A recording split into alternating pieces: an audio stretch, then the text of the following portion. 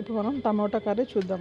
టమాటాలను పీసెస్గా కట్ చేయాలి. తర్వాత ఒక కడాయిలో ఆయిల్ వేసి జీలకర్ర ఆవాలు వేయాలి. తర్వాత కరివేపాకు వేయాలి. కొద్దిగా మగ్గిన తర్వాత ఆనియన్స్ వేయాలి. ఒక ఆనియన్ వేస్తే సరిపోతుంది. తర్వాత మనం కరిగి పెట్టుకున్న టమాటా పీసెస్ని వేయాలి. వేసి కలపాలి. తర్వాత తగినంత సాల్ట్ వేయాలి. తర్వాత తగినంత సాల్ట్ వేయాలి.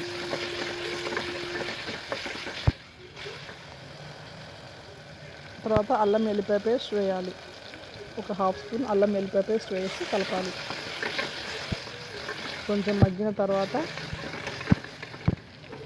తగినన్ని వాటర్ వేసుకోవాలి.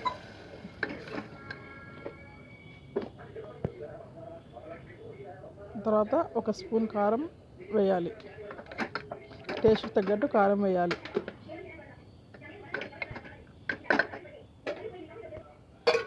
తర్వాత కొద్దిసేపు మగ్గనివ్వాలి. తర్వాత బుడ్డల పొడి వేసుకోవాలి. ధనియాల పొడి, బుడ్డల పొడి 2 వేసుకోవాలి.